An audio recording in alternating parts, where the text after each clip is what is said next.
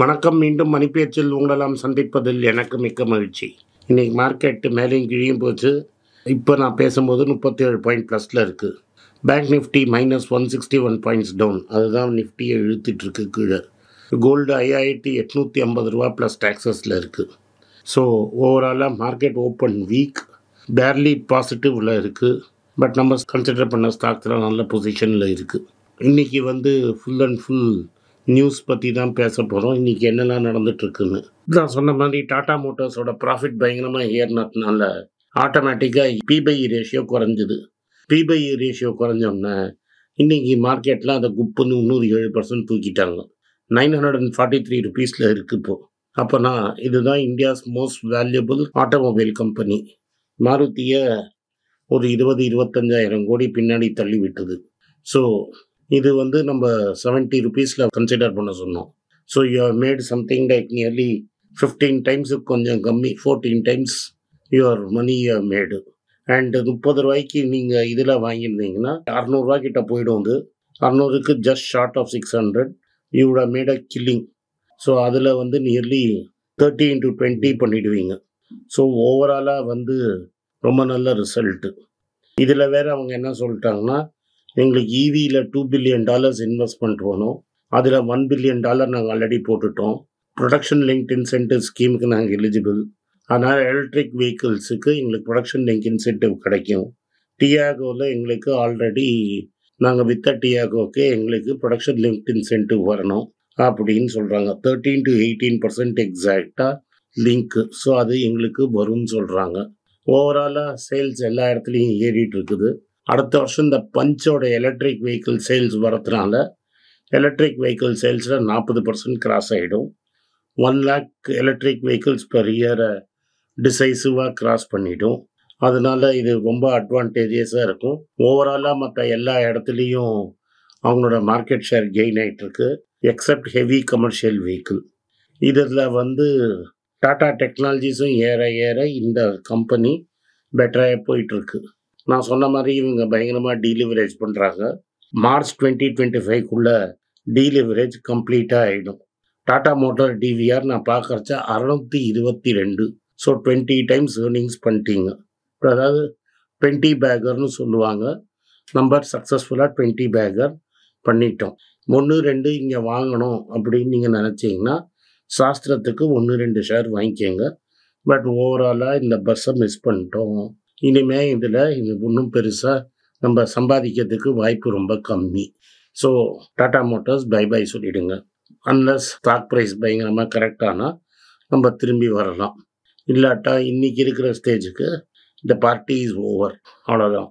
அடுத்தது ஐஷர் அவங்க global truck ஒன்று லான்ச் பண்ணிட்டாங்க. ஸோ பேசிக்லி அவங்களும் ஒரு எலக்ட்ரிக் வெஹிக்கிள் லான்ச் பண்ணிட்டாங்க.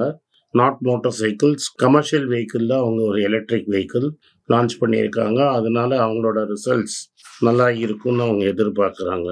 அதனால் ஓவராலாக சூப்பராக அவங்களுக்கு ரிசல்ட் வரும்.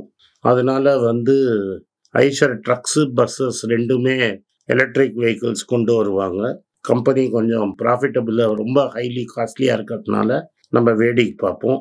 ஏன்னா 30 டைம்ஸ் பி/இ 30 டைம்ஸ் பி/இ இதை வாங்கிறதுக்கு பதிலாக நம்ம டாடா மோட்டாரே கன்சிடர் பண்ணலாம். அதனால் இப்போதைக்கு ஐஷரை பார்க்காதீங்க. பட் அவன் எலக்ட்ரிக் வெஹிக்கிள் லான்ச் பண்ணிட்டான். நாட் 2 வீலர் பட் 4 வீலர் அப்படின்னு சொல்கிறான். பேடிஎம் இன்னும் கழிஞ்சிக்கிட்டே இருக்குது. சரி, எதாவது ஹெல்ப் செய்யணுமேன்னு 2 ஸ்டாக் எக்ஸ்சேஞ்ச் என்ன பண்ணிட்டாங்க, டெய்லி 20% விழ வேண்டாம், 10% விழுந்தாலே நாங்கள் பிரேக் போடுவோம்னு சொல்லி இன்றைக்கி 10% பிரேக்லேயே நிறுத்திட்டாங்க. 438 ரூபா. ஸோ 2 நாள் 20% 36%. அந்த 36%க்கு மேலே இன்றைக்கி 110%. ஸோ ஓவராலாக கிளியராக பார்த்தீங்கன்னா நியர்லி 40% ஃபாலு. எல்லோரும் ஹெல்ப் பண்ண ட்ரை பண்ணுறாங்க. இப்போ இவங்க என்ன சொல்கிறாங்கன்னா, மீடியாலாம் பொய் சொல்லுது, எங்கள் மேலே இடி கேஸ் எல்லாம் ஒன்றும் இல்லை அப்படிங்கிறாங்க. ஆனால் இடி வாயை திறந்து கேஸ் இருக்கா இல்லையான்னு சொல்லலை. அதனால் பேடிஎம் என்ன சொல்கிறாங்கன்னா, எங்கள் மேலே எந்த கேஸும் இல்லைப்பா அப்படின்னு சொல்கிறாங்க. ஸ்டேட் பேங்க் ஆஃப் இந்தியா என்ன சொல்கிறாங்கன்னா, நாங்கள் சூப்பராக ஆப் தான் வச்சுருக்கோங்க, பேடிஎம் கிளைண்ட்ஸ் எல்லாம் நாங்கள் டார்கெட் பண்ண போகிறோம், அதுக்குன்னு நாங்கள் ஹோல் ஆர்மி ரெடி பண்ணி வச்சுருக்கோம், இவங்கெல்லாம் கான்ட்ராக்ட் லேபர், நாட்டு எஸ்பிஐ லேபர் அவனை வேலை செய்ய வைப்போம், அதனால் நாங்கள் பேடிஎம் கிளைண்ட்டு பின்னாடி போவோம் அப்படின்னு சொல்லியிருக்காங்க. ஸோ 10% பொத்துன்னு விழுந்துருச்சு. இன்றைக்கி இன்னும் விழுமா அப்படிங்கிறது கிளியராக இருக்குது. சில அனலிஸ்ட்லாம் நம்ம சொன்னதை சொல்கிறாங்க, ஃபார்மாவில் ரொம்ப ரெசிலியன்ஸ் இருக்குங்கிறாங்க.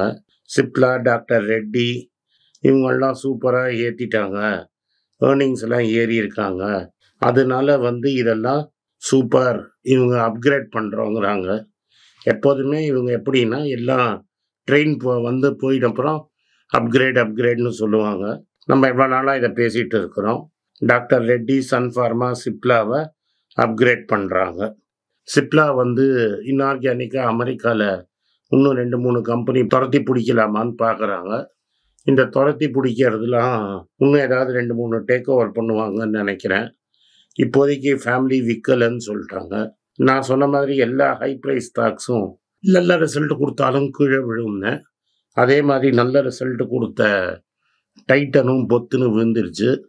டைட்டனோட share 2% down in spite of delivering such good result. Gold விலை ஏறினதுனால அவங்களுக்கு அட்வான்டேஜெல்லாம் வந்துருச்சு. இப்போ மார்ஜினை தான் இவங்க எக்ஸ்பேண்ட் பண்ணணும்னு ஒரு புத்திஜீவி எழுதியிருக்கிறாரு. புத்திஜீவிக்கு என்ன தரலன்னா, இன்னும் கோல்டு ரேட்டு ஏறுறதே பாக்கி இருக்குது, அடுத்த 18 மாதத்தில் அது 7500 தொடும், அப்போ தான் வேடிக்கை இருக்கிறதுக்கு புத்திஜீவின்னு நம்ம சொல்கிறோம். கேட்டார்னா கேட்கட்டும். அடுத்தது ஜாப் லாஸஸ் பற்றி ஒரு பெரிய ரிப்போர்ட் வந்திருக்கு.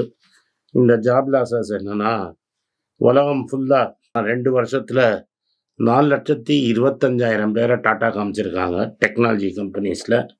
இதில் startup, global and laid off startups and global majors 4,25,000 பேரை போன 2 வருஷத்தில் காலி பண்ணிட்டாங்க. இது 22-23. இன் ஜான்வரி 2024 போன ஒரு மாதத்தில் 30,000 பேரை டாட்டா சொல்லிட்டாங்க. இந்தியாவில் 2 வருஷத்தில் 40,000 பேர் காலியாக. அதே ரேஷியோவில் போட்டோன்னா ஜான்வரியில் ஒரு 3,000 பேருக்கு காலி ஆகிடுச்சு. ஜூம் ஒரு 150 பேரை டாட்டா சொல்கிறாங்க. கூகுள் 1000 பேரை அமைச்சப்புறம் இன்னும் 500 பேரை வேலையை விட்டு அனுப்புகிற மாதிரி இருக்கும் அப்படின்னு சுந்தர் பிச்சை சொல்லியிருக்கிறாரு. ரிப்போர்ட்ஸ் இருக்குது தட் விப்ரோவும் வேலையில் நிறைய பேரை டாட்டா சொல்கிறாங்கன்னு. ஸோ ஓவராலாக பார்த்தீங்கன்னா நிறைய ஜாப் லாஸஸ் இருக்குது. பேபால் 9% ஆஃப் இட்ஸ் எம்ப்ளாயியை டாட்டா சொல்லிட்டாங்க, 2,500 job. Salesforce job cuts announce பண்ணியிருக்காங்க, 700 பேரை காலி பண்ணியிருக்காங்க. ஸ்விக்கி 7% குறைச்சி 400 பேரை காலி பண்ணுறாங்க. கூகுள் 1000 பேரை வேலையை விட்டு அமிச்சப்புறம் இன்னும் ஒரு ஃபியூ ஹண்ட்ரடுக்குறாங்க. இன்டர்னல் ரிப்போர்ட் 500 பேருக்கு காலி ஆகுதுன்னு. இதை தவிர வேலை விட்டவங்களெல்லாம் ரீப்ளேஸ் பண்ணாமல் இன்னும் நிறைய வேலைகள் இந்தியன் மேஜர் கம்பெனிஸில் லாஸ் ஆகுது. நீங்கள் இந்த லாஸை மட்டும் பார்க்கக்கூடாது. புதுசாக நான் 4th இயர் படிச்சுட்டு பாஸ் ஆன போன வருஷம் பையனும் இந்த வருஷம் பாஸ் ஆகிற போகிறவங்களுக்கும் ஜாப் ஆஃபர் இருந்தாலும் உள்ளே சேர்க்க மாட்டாங்க. உள்ளே சேர்க்குறதே கஷ்டம். அதனால் இதுதான் இந்தியாவோட சன்ரைஸ் செக்டரு. சன்ரைஸ் செக்டர்லேயே நிறைய பேருக்கு வேலை கிடைக்காதுங்கிற நிலைமையில் இருக்குது. ஆனால் யாரோ ஒருத்தர் பட்ஜெட்டில் படிக்கும்போது எல்லாருக்கும் 50% ரைஸ் வந்திருக்குங்கிறாங்க. 50% ரைஸு எவ்வளோ பேருக்கு வந்ததுன்னு தெரியல. ஸோ ஓவராலாக இன்றைக்கி பார்த்தீங்கன்னா இதுதான் செய்தி. இந்த செய்தியில் ஓவராலாக நம்மளுக்கு டாடா மோட்டார்ஸில் நல்ல நியூஸு, ஐசர் தனியாக பைக் விட்ருக்கிறது நல்ல நியூஸு, எஸ்பிஐ பேடிஎம் கஸ்டமரை பிடிக்க போகிறேன்னு சொல்கிறான், பேடிஎம் எங்கள் மேலே ரைடு இல்லைங்கிறான்.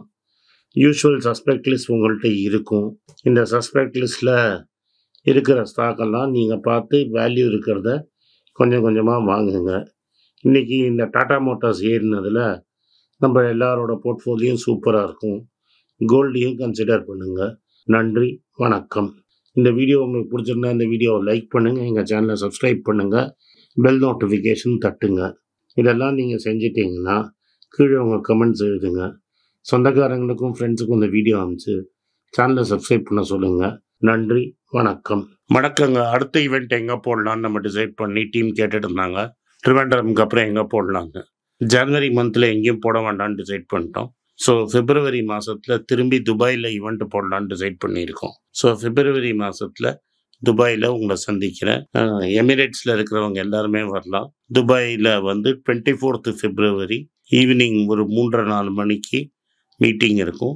கீழே இருக்கிற வாட்ஸ்அப் நம்பர்லேயும் இமெயில் ஐடியிலையும் கான்டாக்ட் பண்ணுங்கள். எங்கள் டீம் உங்களை ஹெல்ப் பண்ணுவாங்க.